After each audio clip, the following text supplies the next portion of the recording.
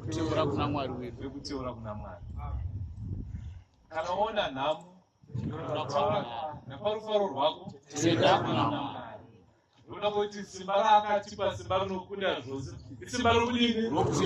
Rekuteura. Simba rehove riri mumvura. Isu simba redu riri mumunamato.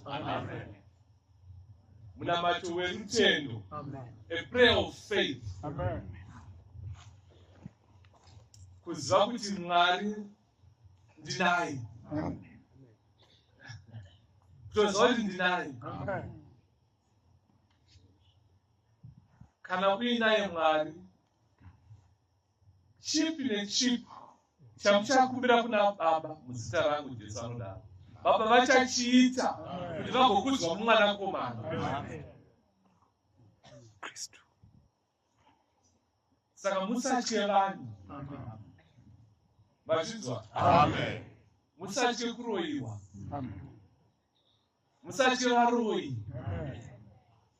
Musati nyangwe mhoni chaidzo, musadzitye. Noda kuti munani? Iwe una Jesu ari mumwe kutendere nhasi agare mauri kuti agodini? Akuramise paupenyu hwako hwose. Jesu akatinamatira isusu. Munamato wekupedzisira. Akati Mwari, handinamate kuti muvabvise panyika, asi kuti muvachengete kune wakaipa. Vari kupi? Vari panyika. Saka tinochengetwa tiri pano panyika. Hatibviswi panyika. Hatibviswi mukati mavaroyi. Tiri titori tichofamba navo, tichodya navo, tichogara navo. Vachitoroya. Asi tiripo. Vanochengeta ndiani? Iye zvotatiza inoda kuti usiku kwaane rima. Hatisi kuona. Hamusi kunoona. Ndokuda kwei? Kuchiedza. Saka kana iwe uri mwenje, uina Jesu mwenje, ungatye kufamba pane rima. Pane rumwe rwiyo rwataze amen vasina mwenje kunopfenekera mukati merima. Isu tinaye Jesu mwenje kunopfenekera mukati merima. Amenosa vasina mwenje kunopfenekera mukati merima. Amenosa vasina mwenje kunopfenekera mukati merima. Isu tinawo Jesu mwenje kunopfenekera mukati merima. Isu tinawo Jesu mwenje kunopfenekera mukati merima. Hallelujah. Amen. Time we match you at this video. Hallelujah. Amen. Zamena havasina chinhu. Havasina mwenje. Asi isu tinaye Jesu mwenje kunopfenekera.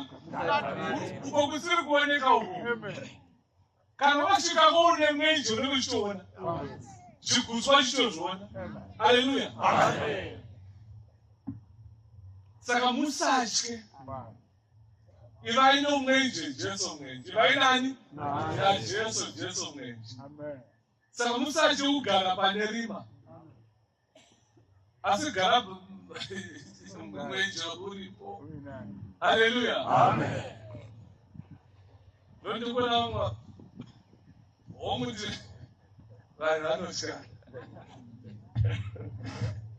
Hallelujah. Amen. Mungavapedza aroi? Mungavapedza? Vozoitei? Takambouyanga varipo. Tichamusiya vari? Varipo. Rodoti vachikuita basa ravo. Asi imi muri chii? Muripo muchichengetwa.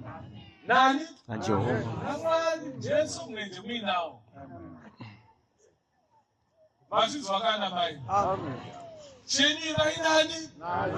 naJesu. Garai nani? naJesu. Fambai nani?